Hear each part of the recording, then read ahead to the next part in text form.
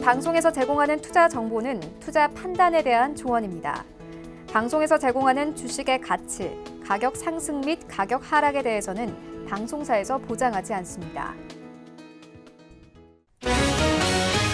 이 시각 헤드라인 뉴스입니다. 국제유가와 농산물 가격 하락의 영향으로 생산자 물가가 5개월 만에 떨어졌습니다. 한국은행이 발표한 생산자 물가지수 자료를 보면 지난달 생산자 물가는 103.49포인트로 한 달 전보다 0.3%포인트 내렸습니다. 두바이유 가격이 한 달 전보다 7.6달러 떨어진 1배럴당 61.78달러를 기록하며 석유 제품이 6.5% 하락한 영향이 컸습니다. 고노타로 일본 외무상은 징용 배상 문제를 다룰 중재위원회 구성에 응하지 않은 한국을 상대로 필요한 조치를 강구하겠다는 내용의 담화를 발표했습니다. 고노 외무상은 담화에서 한국 측에 의해 야기된 엄중한 한일 관계 현황을 감안해 한국에 대해 필요한 조치를 강구하겠다고 밝혔습니다. 고노 외무상은 필요한 조치에 대해 구체적으로 밝히지 않았지만 국제사법재판소 제소와 무역 규제 강화 등일 것이라는 관측이 나옵니다. 우리 정부가 수출 규제와 관련해 일본 측이 사실과 다른 주장을 하고 있다며 국장급 협의에 적극적으로 나서라고 촉구했습니다. 산업통상자원부는 브리핑을 통해 일본의 수출 규제는 전 세계 공급망과 소비자에게 부정적인 영향을 미칠 것이라며 이런 행태는 한 나라의 수출 관리 운용 수준을 넘어선다고 밝혔습니다. LG 디스플레이가 국내 대기업 가운데 처음으로 일본산 불화수소 대신 국내 기업 제품을 쓰기로 결정한 것으로 알려졌습니다. LG 디스플레이는 국내외 대체 가능 소재에 대한 실험을 진행한 뒤 국내 한 업체가 만든 고순도 불화수소를 사용하기로 한 것으로 전해졌습니다. 현재 이에 대한 최종 실험을 하고 있고 별다른 문제가 발생하지 않는다면 곧 시험 생산에 들어갈 계획입니다. 삼성전자와 SK하이닉스도 국내 기업 제품을 포함해 중국과 타이완에서 생산된 불화수소를 테스트하고 있는 것으로 알려졌습니다. 시청자 여러분 안녕하십니까. 오늘장 내일장 일부 문을 열도록 하겠습니다. 서정덕입니다. 오늘은 시장이 올라주고 있고요. 양시장 모두 상승폭도 괜찮습니다. 특히나 거래소 쪽을 중심으로 1%가 넘는 급등 흐름이 나타나고 있는데 어제와는 또 다른 시장이 펼쳐지고 있는 겁니다. 최근 시장을 살펴보면 박스권 내의 장세를 이어갑니다. 2100포인트를 쉽게 넘어서진 못하지만 이 부근까지 올라오고 때로는 2120, 30포인트까지 터치하고 다시 내려오는 경향도 있습니다. 한마디로 박스권 장세가 강하게 지금 펼쳐지고 있는 상황이고 퐁당퐁당 장세가 펼쳐지다 보니 피로도가 높고 집중하기가 굉장히 어려운 상황입니다. 오늘 상승의 원인은 많이 떨어진 우리 시장의 메리트 그리고 전일 미국 시장의 상승인데요. 미국 증시 같은 경우에는 시장 금리가 0.5bp가 인하될 수 있다라는 위원들의 이야기까지 나오면서 실적 우려를 털고 반등에 성공하는 모습입니다. 그리고 조금 전에 전해드렸다시피 불화수소의 대체제를 지금 찾는 데 분주한 우리 기업들이 어느 정도의 대체제 찾기에 지금 성공하는 모습들이다라는 언론 보도가 나오고 있고요. 이에 따라서 무역 분쟁에 대한 리스크 관리가 되고 있는 것이 아니냐라는 긍정적인 이야기까지 나오고 있습니다. 거래소는 시총상위주 전체적으로 오름세 보이고 있는데 일본 무역 분쟁 수혜주로 꼽혔던 종목들 후성부터 해서 대체적으로 지금 오늘 하락세를 보여주고 있습니다. 코스닥도 마찬가지로 이 종목들은 모나미를 비롯해서 전체적으로 하락하고 있고요. 게임 엔터 업종 정도가 조정이 나오고 개별 종목 이슈로 상승과 하락을 반복하지만 전체적인 흐름은 괜찮습니다. 전일 우리 시장은 금리 인하를 전격 단행을 했습니다. 일단 금리 인하가 선제적으로 단행한 건 이번이 역사상 처음이다라는 부분이 굉장히 큰 이슈가 되고 있고요. 단행한 금리 인하 부분에 대해서는 시적절하다 그리고 단기 처방으로는 괜찮았다라는 시장의 긍정적인 평가가 나옵니다. 하지만 이 부분을 통해서 우리 시장이 굉장한 큰 모멘텀을 얻을 것이다라는 분석은 전혀 없는 상황입니다. 자, 그렇다면 지금 시장에서 어떤 부분들을 봐야 하는지 하나하나 일부에서 체크하도록 하겠습니다. 시황 상황부터 바로 짚어보도록 하죠. 자, 코스피 지수는 2095포인트입니다. 이제 2100까지 얼마 남지 않았습니다. 조금만 힘을 내서 2100선 오늘 터치를 할지 지켜봐야 될 것 같은데요. 흐름 괜찮습니다. 하루간의 흐름 보시면 초반보다 많이 올라오고요. 전약 약이라고 하기도 뭐하고 장 초반에도 괜찮았는데 이후에 중국 시장 열리면서 오히려 더 괜찮아지고 있는 상황 펼쳐집니다. 자, 지금 고점 부근에서 계속해서 움직이는데 수급 주체 보셔도 괜찮습니다. 수급 보시면 양매수가 들어오는데 기관이 어젠 팔더니 오늘 또 매수에 들어오고요. 강하게 또 매수에 들어와 주는 모습입니다. 특히나 금융투자, 연기금이 사고 있고요. 투시는 팔고 있는 상황입니다. 개인은 3,226억 원 오늘 급등장에서 또 정리를 하네요. 다음 살펴보도록 하죠. 삼성전자, SK하이닉스, 현대차, LG화학 모두 상승하고요. 1위부터 5위까지 긍정적 흐름 가져갑니다. SK하이닉스 상승폭 크네요. 다음 살펴보도록 하죠. 자, 셀트리온, 현대모비스, 신한지주, SK텔레콤, LG생활건강까지 5종목 역시나 모두 올라가면서 시총 1위부터 10위까지 모두 빨간불입니다. 11위부터 15위 종목들은 어떨까요? 자, 보시면 한 종목 빠집니다. 삼성바이오로직스. 일단 뭐 검찰 수사 얘기가 지속적으로 나오고 있는 삼성바이오로직스만 이렇다 할 호재 없이 시장 대비해서 좀 밀리는 모습이고요.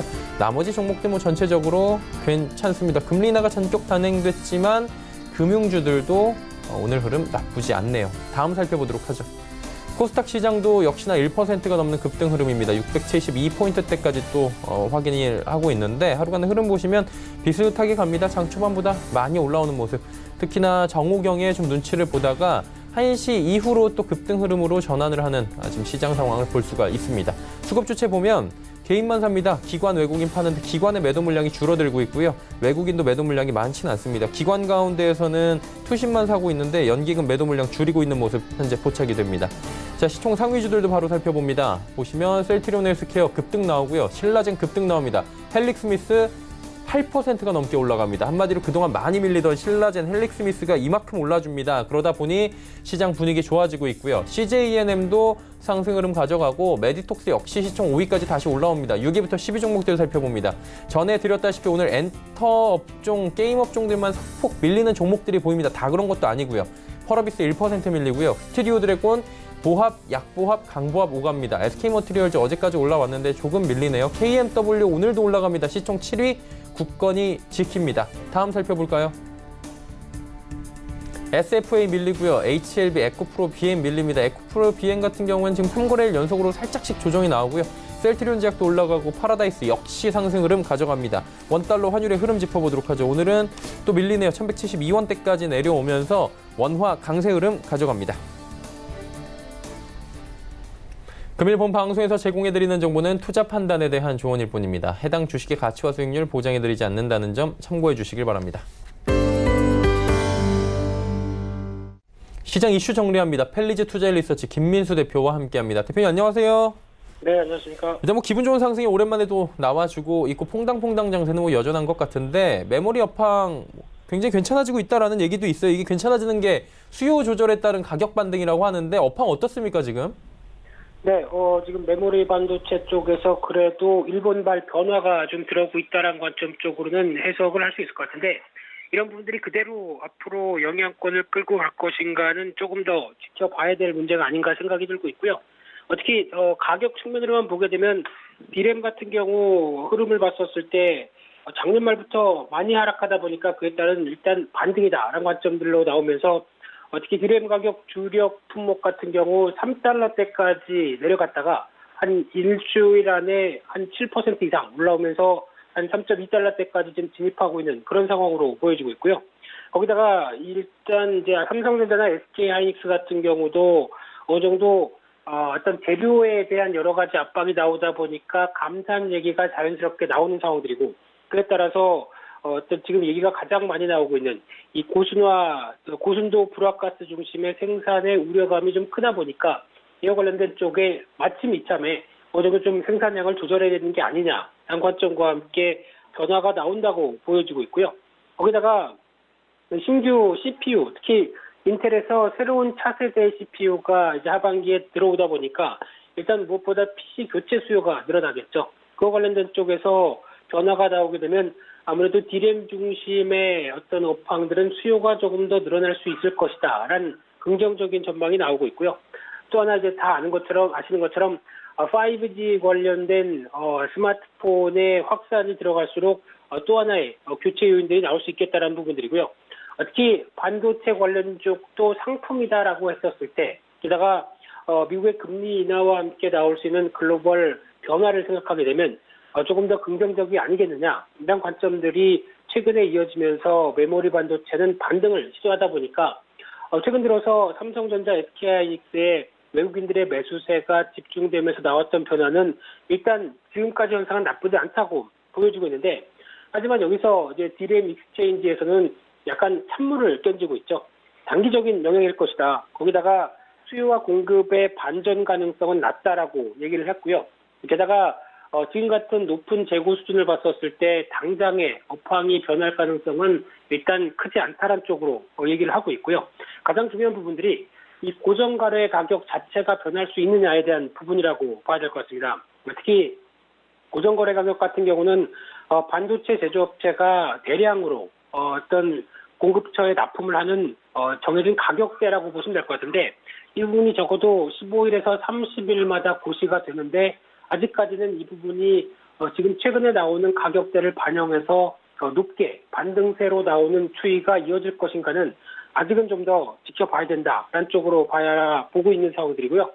게다가 일본의 이번에 조치가 재료 수출과 관련돼서 완전한 금지가 아니라 어떤 절차의 연장이다라는 관점 쪽에서 이번에 NHK에서도 관련돼서 화이트리스트 국가로 지정을 제외를 한다고 하더라도 일단 군사 목적이 아닌 이상은 수출이 원활할 것이다라는 쪽으로 얘기한 것도 이런 부분의 맥락이 아닐까라는 쪽으로는 보여지고 있는데, 아직까지는 지금 가격의 첫 반등이 일단 반갑긴 하다고 하더라도 추세적으로 이어지는지는 조금 더 지켜볼 필요가 있다고 봐야 될 것 같고요. 특히 SK하이닉스 같은 경우 실적과 관련돼서 조금 더 면밀하게 보게 되면은 메모리 반도체에 아직까지는 영향력이 높은 회사죠. 그런 관점 쪽에서 2분기에도 실적은 그렇게 좋지 않을 것이란 건 다 아시는 사실인데, 특히 그러면 이제 영업이익이 한 5조 원, 5천억대로 떨어지면서 순이익 같은 경우도 올해 전망하기를 약 한 2조 5천억 정도로 바라본다라고 하게 되면 지금 현재 시가총액이 50조 원대 이상, 55조 원대 근접하는 수치다라고 하게 되면 지금 과거에 저희가 SK하이닉스가 항상 저평가였다라고 바라봤던 시각들이 아니죠. 지금은 높게 형성돼 있다는 관점으로 보게 되면 일단 업황이 빠르게 따라 올라와 줘야 이제 어떤 실적 대비의 밸류에이션 얘기를 할 수 있다라고 하게 되면 아직까지는 그렇게 가격이 싸지 않다란 쪽에 접근을 하시면서 전략을 짤 필요가 있다고 생각되고 있고요. 그런 차원에서 지금같이 단발성 가격 가격 반응에 따라서 주가가 움직인다라고 하게 되면 아무래도 직전 고점 저항대인 77,000원대 부분은 아무래도 쉽게 돌파하기가 좀 힘든 게 아니냐라는 관점 쪽에서 77,000원과 70,000원대 지지권 사이에서 주가에 대한 등락들이 조금 더 이어질 가능성에 무게를 두고 전략을 짤 필요가 있지 않을까, 그렇게 보여지고 있습니다. 한마디로 예전에 PBR, PER 계산을 작년 거나 아니면 올 초 걸로 계산을 해가지고 와 아직도 굉장히 저렴하다 이렇게 보기에는 좀 문제가 있다라는 가격적인 메리트를 좀 확인을 하시라라는 부분인 것 같고요.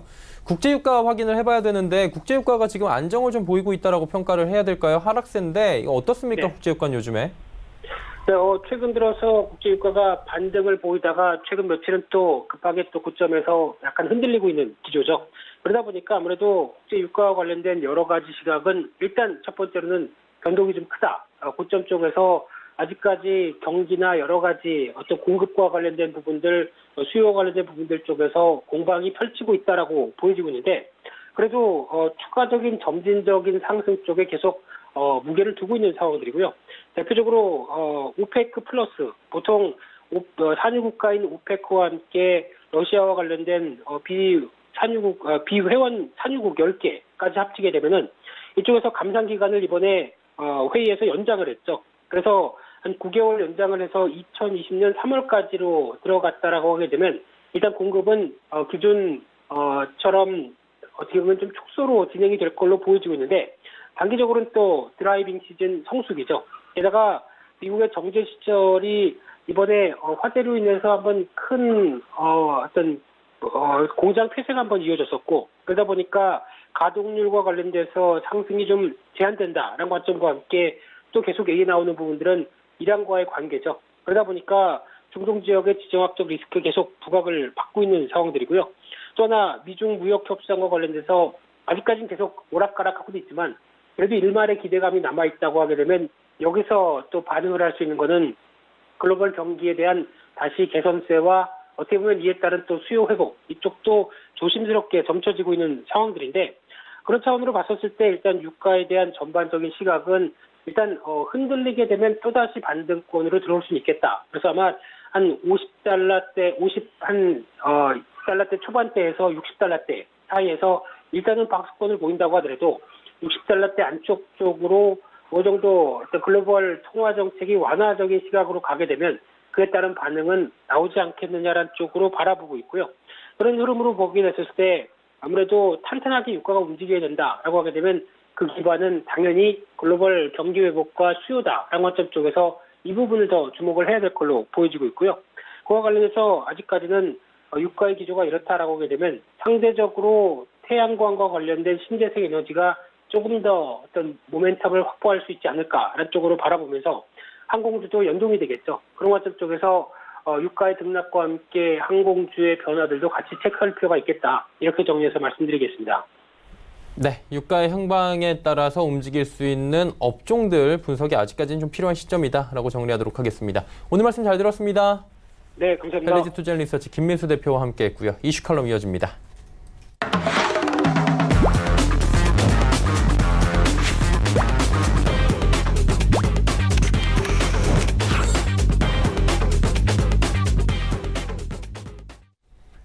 이슈 칼럼 시간입니다. 참 좋은 경제연구소 이인철 소장과 함께합니다. 소장님 안녕하세요. 네, 어제 한 10시경부터 사실 그 기사들이 난리가 났던 게 금리가 어제 인하될 거라고 예상하신 분들은 많이 없었잖아요. 저희도 지난주에 얘기할 때 가능성은 있지만 높진 않다. 왜냐하면 한 번도 그런 적이 없기 때문에. 네. 했어요. 그러니까 역대 한은이 생긴 이후 미국보다 앞서서 선제적으로 이 통화 정책을 변경하긴 처음입니다. 네. 그만큼 이 한은이 선제적인 조치가 좀 필요했다라는 반응이고 그만큼 안 좋다는 거예요. 경기가 안 좋다는 반증입니다. 그걸 알 수 있는 대목이 이게 정부나 한국은행은 굉장히 보수적이어서 예. 경기 전망을 낮춰도 0.1, 0.2 정도만 낮춰도 굉장히 이제 시장에서는 이게 충격입니다. 그럼에도 불구하고 지금 한은이 올해 성장률 전망치를 종전에 2.5에서 2.2까지 낮췄어요. 예. 0.3%포인트를 낮췄는데 이게 어느 정도냐, 이게 아마 메르스 파동 그리고 조선업 구조조정이 겹쳤던 2015년 이후 처음입니다. 이렇게 놓고 보면 지금 일본의 무역 보복을 이유로 예. 지금 외국계 기관들이 성장률을 낮추고 있는데 대부분 폭이 0.4%포인트 정도를 낮추고 있거든요. 예. 자, 그러면 지금 뭐 물론 미국보다 앞서서 기준금리를 내릴 만큼 절박했고 선제적으로 좀 올리겠다, 경기 방어를 좀 하겠다라는 얘기인데 예.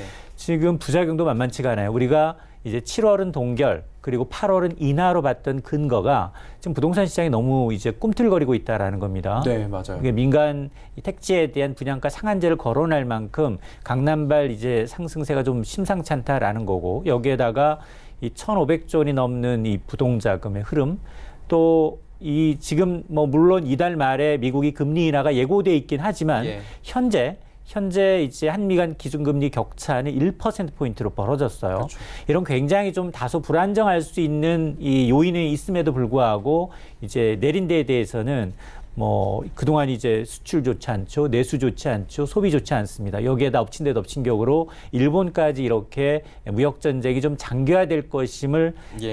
예고하고 있는 상황이어서 선제적으로 금리를 내려서 좀 경기 부양에 나설 때다라고 이제 한은은 판단한 것으로 보입니다. 이게 금리 조금 전에 언급을 해주셨지만 쉽게 못 내렸던 게 부동산 시장을 잡았다는 표현을 뭐 해석은 엇갈릴 수 있겠지만 가격이 더 이상 상승하는 건 좀 막아놓고 있었는데 대출 옥죄고 여러 가지 이유가 있어서 근데 지금 강남 쪽으로 굉장히 급매물이 빠르게 소진되고 있다는 얘기가 나오잖아요.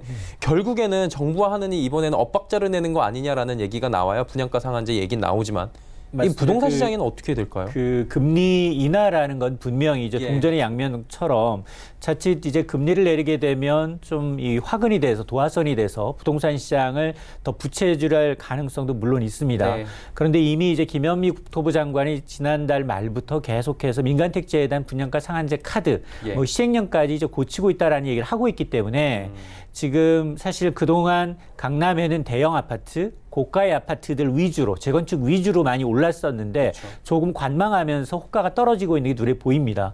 그러니까 이제 부동산 광풍이 이제 광풍보다 지금 현재는 경기 쪽에 더 초점을 맞춘 것으로 보이고 그리고 이절 한은 총재가 이 추가적인 금리 인하 가능성을 시사했기 때문에 이럴 경우에는 사실 금리가 더 내려갈 것을 이제 감안하게 되면 이 투자자가 함부로 나설 수가 없는 그런 상황입니다. 그러다 보니까 지금 그 경제 여건이 지금 우리나라뿐 아니라 글로벌 경제가 전부 다 성장세가 둔화되는 과정에 예. 과연 우리나라 부동산이 그렇게 도화선이 돼서 이제 확산이 되겠느냐 이 부분에 대해서 약간의 이제 이 판단을 한 것으로 보이고 다만 지금 통화 정책과 재정 정책의 어떤 시너지를 내기 위해서는 그동안 이 추경 얘기가 이제 계속 나왔습니다만 여기에다가 이제 이 일본의 이런 보복으로 인한 소재 부분에 이제 좀 확충을 또 얘기하고 있는 부분이 있기 때문에 네. 어느 정도 이제 경기 하강을 막는 게 더 시급하다라는 판단이 있었기 때문에 아마 시장에서는 제가 누누이 말씀드리자면 8월에 만일 인하를 했다면 파급 효과가 그렇게 크지 않습니다. 이미 예고된 거였고요. 오히려 하게 되면 앞서서 하는 게 좋다라고 얘기를 했는데 그럼에도 불구하고 이제 실행에 나섰다라는 데 대해서는 어쨌든 한 번 더 이제 좀 이 시장에 대한 어떤 부동산 시장보다는 경기 방어 쪽에 경기 하강을 좀 막아보겠다라는 쪽에 이제 방점이 찍힌 것으로 보입니다. 네. 이주호 총재 언급을 했습니다. 조금 전에 살짝 말씀을 해주셨는데 추가 금리 인하 가능성이 언급된 것도 굉장히 의외죠. 맞습니다. 예. 지금 당장 추가 금리 인하 가능성 얘기가 나오고 있는데 큰 그림에서 보면 2017년이 이제 3.1% 연간 성장을 예. 했고요. 지난해가 2.7, 한해의 예상이 맞다면 올해 2.2예요.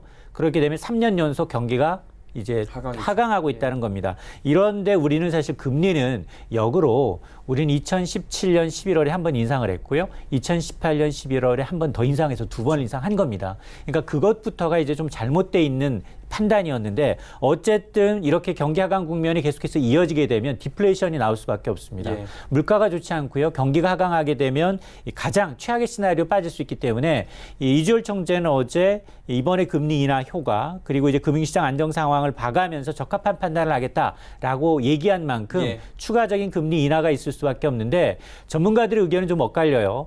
당장 연내 한 번 더 내릴 거냐 아니면 내년에 내릴 거냐 그리고 과연 그러면 지금까지 우리나라의 최저금리는 1.25%인데 지금 1.5로 낮아져 있는 상황에서 여력이 그럼 얼마나 더 되느냐.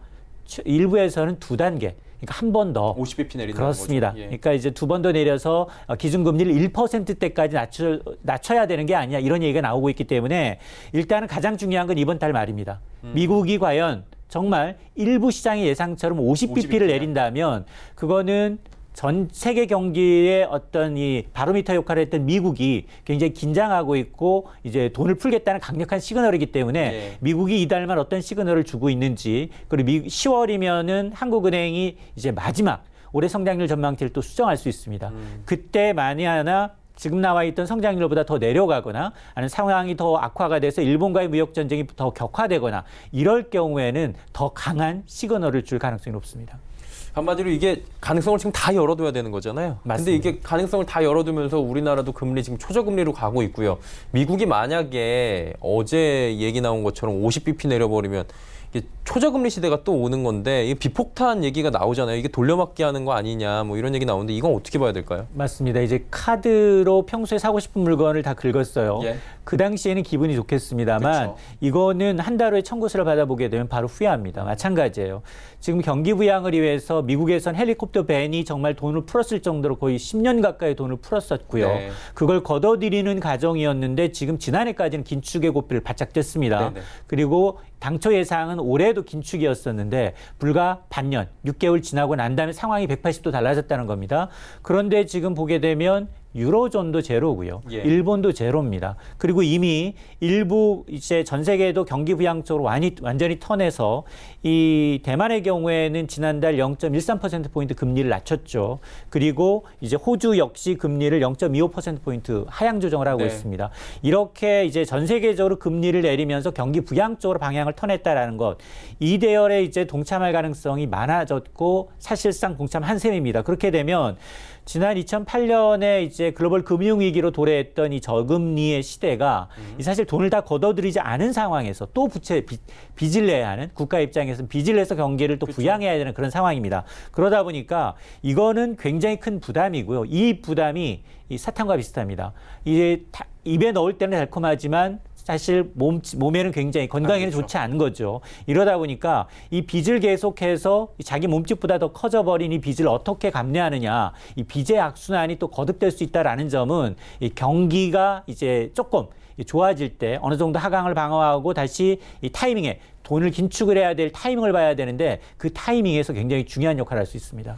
한마디로 아버지가 그 집담보대출을 받아가지고 지금 저금을 이어서 막 그 집을 가게를 운영하다가 어느 정도 갚았는데 또 안 좋아져가지고 금리 낮아지니까 또 사갖고 빚이 더 늘어난 상황인 거잖아요. 맞습니다. 지금부터는 진짜 운용이 굉장히 중요한 시점이 된 건데 미국 같은 경우에도 지금 뭐 금리도 낮춰야 되는 이유가 안 좋잖아요. 안 좋으니까 지금 이렇게 되는 겁니다. 그럼 미국 시장이 당장 급한 불은 어제 금리로 껐는데 0.5bp 내린다는 얘기로 이거 어떻게 봐야 됩니까, 미국 시장? 사실 기대감으로 많이 오르거든요. 예. 어차피 시장에서는 선제적으로 0.5 베이시스 포인트, 50 베이시스 포인트가 이제 금리 내릴 것이다라고 하면 유동성 장세의 기대감, 그리고 그 돈이 다시 흘러 들어가면 투자와 소비로 이어질 것이다. 예. 그러면 경기 하방을 막을 것이다라는 기대감인데 지금은 글로벌화돼 있어서 미국뿐 아니라 전 세계가 돈을 뿌려가면서 거의 10년 가까이 굉장히 그 구렁에서 벗어나는데 긴 시간이 흘렀습니다. 예. 근데 이 빚의 악순환이라는 게 돈을 이렇게 풀었는데도 계속 경기가 좋지 않으면 그때부터 문제가 생깁니다.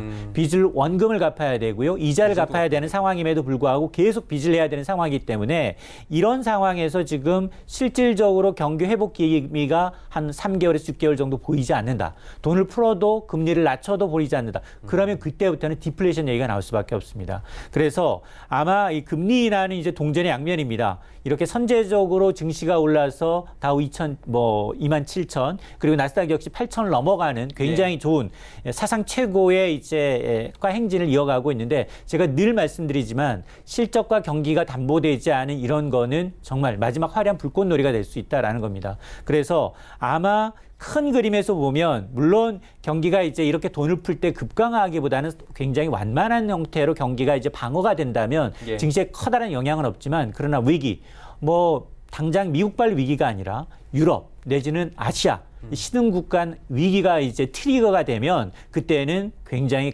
이렇게 걷잡을 수 없을 정도의 이제 이 사건으로 이제 확전될 수 있기 때문에 그때 증시는 굉장히 팔래야 팔 수 없는 그런 시기가 올 수도 있습니다. 그러니까 예전에 그랬잖아요. 리먼 사태가 터지기 전에 너무너무 좋았고 잘 가다가 갑자기 하나가 터지니까 도화선이 돼서 우르르 무너졌던 우리가 경험을 해봤기 때문에 그래서 이제 일각에서는 공황 얘기도 지금 뭐 나오고 세계대공황 얘기도 조금씩 나오고 있는데 그렇게까지는 가면 안 될 것 같고요. 어쨌든 우리 시장은 어제 뭐 어떤 분들이 이렇게 표현을 하더라고요. 링거 맞았다 피곤할 때 뭐 금리 인하 이슈로 해가지고. 근데 시장은 여전히 재미없거든요. 맞습니다. 사실 우리 시장은 좀 애매해요. 뭐 미국 시장은 전고점에서 계속해서 놀고 있어서 굉장히 긍정적이지만 우리 시장은 사실 깜짝 금리 인하에도 어제는 별다른 반응을 안 했고요. 네. 오늘 하루 늦게 미국발 호재로 지금 오르고 있고 사실 반도체 가격이 오른다는 것도 사실은 조금은 이게 수요가 아니라 일단 미국이 일단 일본의 소재가 안 들어와서 반도체를 만들지 못하게 되면 지금 3개월 내지 6개월 정도의 재고가 있음에도 불구하고 확보하려는 가수요 때문에 그렇거든요. 예. 그러다 보니까 이게 계속해서 지속될 거냐. 이게 경기가 좋아서 수급이 좋은 건 많은데 내가 먼저 사재기 한다는 건 이건 투기익입니다.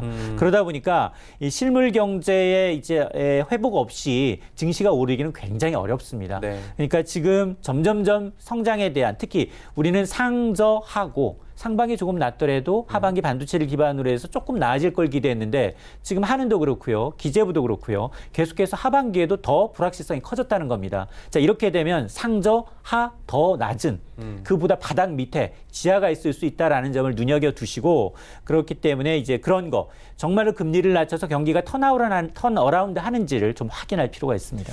한마디로 지금 돌다리를 두드려 봐야지 오늘 급등했다. 그리고 뭐 며칠 동안 시장이 좀 움직였는데 바닥을 다진 것 같다라는 섣부른 판단은 지금 좀 위험할 수 있다라는 이야기가 나오고 있고요. 그러면 소장님은 개인적으로 의견이 그냥 뭐 저희가 준비된 질문은 아닌데 궁금한 게 연말에 금리 인하를 해야 된다고 보시는 거예요? 아니면? 저는 해야 하면 빨리 해야 된다는 겁니다. 왜냐하면 지금 일단 일본이 8월 되면 우리 한국을 화이트 국가에서 제외할 게 거의 뭐 기정사실화되고 있죠. 이렇게 되면 세계 품목이 아니라 준비하고 있던 1,100개 가운데 두 번째 아킬레스건을 내놓을 거란 말이에요. 그러면 우리는 대응을 해야 되는데 이건 루즈 게임입니다. 일본도 손해지만 우리는 더 아픈 손해. 더 큰 손해이기 때문에 저는 중장기적으로 이제 과연 일본이 어떤 식으로 이 경제 보복에 강도를 할 건지 물론 외교적으로 풀어야 될 문제지만 우리가 외교력이 그렇게 지금 밑에 대화가 이루어지지 않고 있는 상황이기 그렇죠. 때문에 과연 어떤 산업을 겨냥할지 그리고 이런 얘기가 나올 때마다 증시는 굉장히 민감하게 반응을 볼 수밖에 없습니다. 네, 알겠습니다. 일본과의 이야기까지 오늘 쭉 나눠봤고요. 참 좋은 경제연구소 이인철 소장과 함께했습니다. 고맙습니다.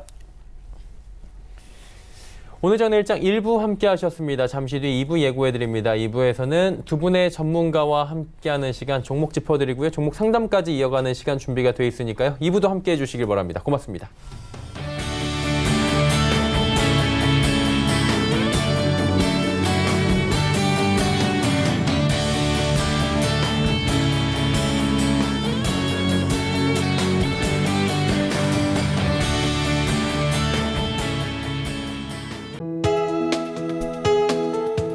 방송에서 제공하는 투자 정보는 투자 판단에 대한 조언입니다. 방송에서 제공하는 주식의 가치, 가격 상승 및 가격 하락에 대해서는 방송사에서 보장하지 않습니다.